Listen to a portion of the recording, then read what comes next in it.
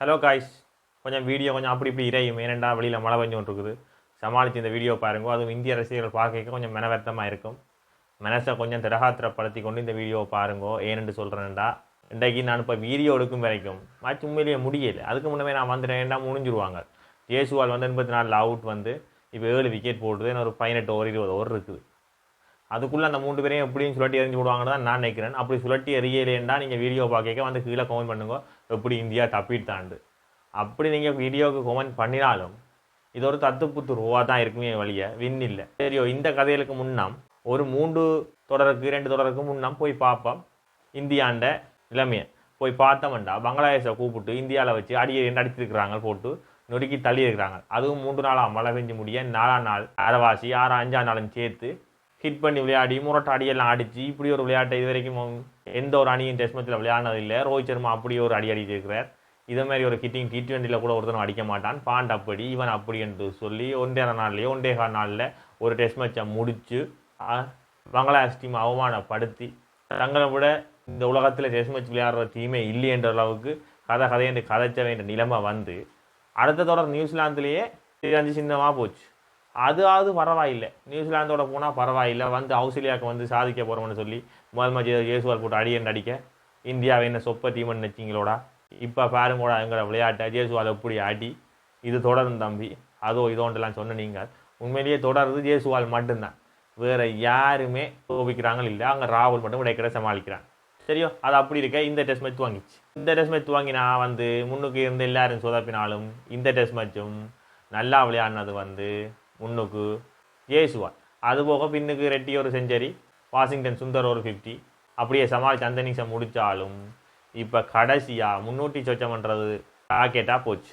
அதை இதே வந்து பங்களாதேஷ் அது இதுன்னு சொன்னால் நொறுக்கி தள்ளி வென்றிருப்பாங்க. ஆனால் இதே ஆஸ்திரேலியானோட பதுங்கி சிதஞ்சு சின்ன பின்னமாகி பயந்தடிச்சு கிட்டத்தட்ட 70-80 ஓவரில் 330 340 அடிக்கணும்னு நினைக்கிறேன். அதை கூட அடிக்க இல்லாமல் நாங்கள் முதல்லேருந்தே சடைவோம். எங்களால் அடிக்க. ரோஹித் சர்மா பாருங்க, வந்தோடனே இப்படி ஒரு ரன் ஏண்டா வேர்ல்ட் கப்லேருந்து அதுலேருந்துலாம் ஹிட் பண்ணித்தான் தான் விளையாடுவாருன்னு சொன்னார் ரோஹித் சர்மா.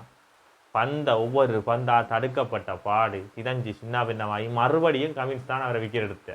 கமின்ஸை கண்டாலே ஆளுக்கு பீத்த பயம் என்ற மாதிரி கமின்ஸே திருப்பி ஆளை விக்கெட் எடுத்து ஆள் சிதஞ்சு சின்ன பின்னமாகி இனி என்ன செய்ய போகுதுன்றே தெரியல. இது இப்படி இருக்க திரும்பவும் ஜேசுவால் வந்து நல்ல ஒரு விளையாட்டை விளையாடி இந்திய அணியை காப்பாற்றி கொண்டு இருக்கிறேன். அடுத்த வந்த 1 டவுன் ராகுல் காப்பாற்றுவார்னு பார்த்தா அவரும் சுதப்பி சின்ன பின்னமாகி சிதஞ்சு போனார். அடுத்து வந்த விராட் கோலி போன இன்னிங்ஸில் கொஞ்சம் ஆக்ரோஷம் தெரிஞ்சது. சரி, ஏதோ லக் இல்லாமல் உப்பட்டார்ன்னு பார்த்தா திருப்பியும் இந்த இன்னிங்ஸ்லேயும் வந்து அதே மாதிரி ஒரு புள்ளையை விட்டு அவுட் ஆகிட்டார். சரி, இந்த முறையும் கோலி நல்லா விளையாடல, வெந்நேர தொடர்ந்து நல்லா விளையாடல. உண்மையாக கோலியையும் ரோஹிட்டையும் என்னத்துக்கு டீமில் வச்சுருக்காங்கன்றே தெரியல. வச்சிருந்து களம் புளிச்சு பாயாசத்தில் விழுந்த மாதிரி இதுகள் புளிச்சு இந்தியா டீமுக்குள்ளே விழுந்து நின்று திணற வைக்குதுன்ற மாதிரி தான் இந்திய ரசிகர்கள் சொல்லினோம். ஆனால் இவ்வளோ காலமும் இந்தியா டீமை காப்பாற்றினது அவங்க 2 பேரும் தான். பெட்டிங்கில் ஒரு இமாலய இலக்கைவியல் வைக்கிறதுக்கெல்லாம் காரணமாக இருந்தது இந்த 2 பேரும் தான். வெளிநாடுகளில் இவியல் வெல்றதுக்கு முக்கிய காரணமாக இருந்தது இந்த விராட் கோலி தான் என்றதையும் கூறிக்கொண்டு நாங்கள் அடுத்த கட்டத்துக்கு போனோம்னா ரிஷப் பண்ட் வந்து பொறுப்பில்லாமல் விளையாடுறதான் அவருடைய பலமாக இருந்தது. ஆனால் இப்போ பொறுப்பில்லாமல் விளையாடி என்ன செய்கிறது ஏது செய்கிறன்னு தெரியாமல் திணறி அடித்து கொண்டு திரிகிறார். அவரை பொறுப்பில்லாமல் விளையாடுங்கோன்னு சொன்ன இந்தியா டீம் வந்து கொஞ்சமாவது இப்போ பொறுப்போட விளையாடி எங்களுக்கு வெண்டுதாங்கன்னு சொல்கிற அளவுக்கு போட்டுது இந்த ரிஷப் பண்ட கதை. இது இப்படி இருக்க இந்த இன்னிங்ஸ் வந்து ஜடேஜா வந்து வந்தோடனே அவுட் ஆகி அவருன்னு சொதப்பி விட்டார். சரி, ஜடேஜா சொதப்பிட்டான். அடுத்து வந்த நம்ம ரெட்டியாவது காப்பாற்றுவான்னு பார்த்தா ரெட்டியையும் தூக்கி போட்டாங்க வந்தோடனே. சரியோ, அப்புறம் ஜேசுவாலும் ஓப்பட சோழி முடிஞ்சுது இந்தியாவுக்கு. இது இப்படி இருக்க பும்ரா மட்டும்தான் இங்கே நல்லா பந்து போடுறான். பும்ராவும் இல்லைன்னா ஆக்கிற நிலைமை சோழியம் முடிஞ்சுது. இதோண்டு 4 பேர் 4 விதமாக கதைச்சாலும் இந்திய ரசிகர்கள் வந்து இந்தியா டீம் வந்து ஒரு பெரிய டீம், நாங்கள் எல்லாரும் மீண்டு வருவோம் என்று இப்போவும் கனவு கண்டோன்றிருக்கணும். இதெல்லாம் இப்படி இருக்கட்டும். இந்த ஜோஜோ டெஸ்ட்னு ஒன்று இருக்குது, அது மாதிரி ஒரு டெஸ்ட் வந்து வேறு எந்த ஒரு டீம்லேயும் இல்லை.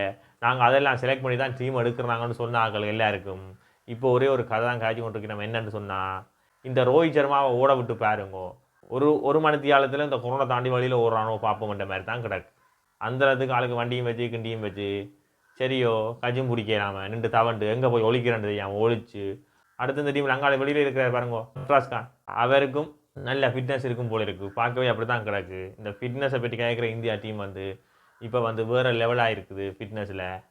இதை ஏன் கருத்தில் கொள்கிறாங்க இல்லை ரோஹித் சர்மாவுக்கு மட்டும் என்ன விதி விலக்கோ இல்லாட்டி அவன் உண்மையிலேயே பாஸ் பண்ணுறானோ, காசு கொடுத்து லஞ்சம் கொடுத்து பாஸ் பண்ணுறானோ வரையில் என்ற மாதிரி தான் இப்போ கிடக்கு கதை. அதெல்லாம் போக இந்த டிவஸ்கெட் இந்த மெயின் பிரச்சனைக்கு வருவோம். டிவஸ்கெட் வந்து கொஞ்சம் ஆக்ரோஷப்பட்டுட்டான்னு தான் சொல்லணும். ஆக்ரோஷப்பட்டதை விட கொஞ்சம் நில தடுமாறிட்டார். ஏனென்று கேட்டிங்கன்னா, ரிசர்வ் பண்ணிட்ட விக்கெட்டை எடுத்துட்டு கொஞ்சம் சரியில்லாத செயலோண்ட விரலை வச்சு செஞ்சு காட்டிட்டார். அதுவும் கொஞ்சம் பெண்களை அவமானப்படுத்துகிற மாதிரி போச்சுது என்ற மாதிரி 4 பேர் கதைக்கினான். இதே விராட் கோலி செய்யக்க மட்டும் எல்லாரும் சும்மா வந்து ஒருத்தன் இடிச்சான், அதை செஞ்சான், இதை செஞ்சான், ஃபிசிக்கல் டச் பண்ணான்ட்டு நீங்கள் கத்துற நீங்கள் ஏன் இந்த ஹெட்டுக்கு ஒரு நடவடிக்கை எடுக்கலை என்று கேட்கலாம். ஆனால் ஹெட்டுக்கும் இந்த பிரச்சனைக்கு தான் ஒரு பிரச்சனை நடக்கும். அது வரைக்கும் நீங்கள் கொஞ்சம் பொறுத்திருங்கோ. ஆனால் இந்த அவமானம் இந்தியா டீம் வந்து வாழ்க்கையிலையும் மறக்காது. எனக்கு இலங்கை ரசிகனாக இருந்து கொண்டே இதை பார்க்க சரி அடுத்த மச்சிலையாவது இந்தியா வெல்லணும். இவங்க அந்த தடிப்புக்கு இப்படியெல்லாம் காட்டுறதோ, விரலை வச்சு காட்டுறதோ, அதை வச்சு காட்டுறதோ உண்டு.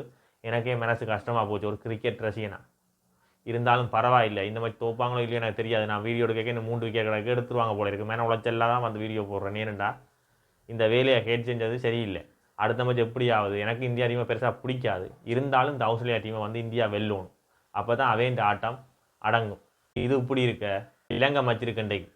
அப்போ நீ இலங்கை டீம் வெல்லுவோ இல்லையோன்னு பார்க்காம ஏன்டா வந்து இந்த வீடியோ போடுற? நீ இப்போ இலங்கை டீமை பாடுறா. உனக்கு ஏன்டா தேவையில்லாமல் எங்களை இந்தியா டீமை பற்றி கதை அதோ இதோண்டு 4 சனம் கேட்குது. அதனால நான் இனி இந்தியா டீமில் இப்படி புள்ளையில சொல்லாமல் மச்சியில் என்ன நடந்துன்னு சொல்லி போடு நான் விட போகிறேன். ஏன்டா இது வெண்மமாக போகுது. 4 பேர் வந்து கிளின்னு கிளிக்கிறாங்க. நான் என்ன வெள்ளைக்கே இந்தியா டீமை போட்டு கிழிச்சினேன்? தோக்கேக்கு தானே போட்டு கிளிக்கிறேன். வெள்ளைக்கே நானும் சொல்லியிருக்கிறேன். ஆஸ்திரேலியாவுக்கு என்ன சவுத் ஆஃப்ரிக்காவுக்கு ஒரு மேட்ச் அடிக்க வைக்கல நான் சொல்லியிருக்கேன். சஞ்சு சாம்சன் போட்டு அந்த அடி அடித்தவன் அவனே என் வழியில் நிப்பாட்டி வச்சிருக்காங்க. அவன் ஒரு சிறந்த பிளேயர் அதோ இதோண்டெல்லாம் சொல்லியிருக்கிறேன். அதுலேயும் ஒரு வசனம் சொல்லியிருக்கிறேன், இந்தியாவிலேருந்து அடித்த பந்து வந்து ஸ்ரீலங்காவில் விழுந்தேன். அந்த அளவுக்கு நான் சஞ்சு சாம்சனை புகழ்ந்துருக்கிறேன். அது எல்லாம் கணக்கு எடுக்காமல் என்ன வந்து கொமெண்டில் நீங்கள் திட்டுறீங்க. இருந்தாலும் பரவாயில்லை. இனி நான் மச்சுகளில் என்ன நடக்குதுன்னு மட்டும் வந்து சொல்கிறேன். மற்றபடி நான் உங்களோட வன்வத்தை கக்க விரும்பல. இதை மனசில் கொண்டு இன்றைக்கி ஸ்ரீலங்கா மேட்ச் வந்து ஸ்ரீலங்கா தோக்குதோ வெல்லுதோ நான் நேர்மையாக வந்து சொல்லுவேன். சரியோ, வெளியில் மழை பெய்கிறபடியாக சில நேரம் வீடியோ போடலாம் இருக்கும். ஆனால் கூடுதலாக போடுவேன். அதையும் நான் சொல்லிக்கொண்டு இந்த இந்திய டீமில் வந்து சில மாற்றங்களை இந்தியா நீ செஞ்சால் தான் மாற்றம் பெறும். முதலாவது இந்த கம்பீரை அடித்து கிளைக்கணும்னு 4 பேர் கதைக்கிறீங்க. விளையாட தெரியாதவங்க உள்ளே இருக்கும்போது வெளியே இருக்கிற கம்பீரை அடித்து கிளைச்சி என்ன செய்கிறேன்? அந்த அளவுக்கு வெண்மமாக போகாமல் ஏதோ கிரிக்கெட்டை நீங்களும் கிரிக்கெட்டாக பாருங்க, நாங்களும் கிரிக்கெட்டாக பார்க்குறோம். இன்றைக்கு நியூசிலாந்துக்கு ஸ்ரீலங்கா போட்டு சாத்துற உங்களோட வந்து நான் பகிர்ந்து கொள்கிறேன். நன்றி, வணக்கம். சப்ஸ்கிரைப் பண்ணுங்க, பெல் பட்டன் அமர்த்தி வச்சுக்கொள்ளுங்க.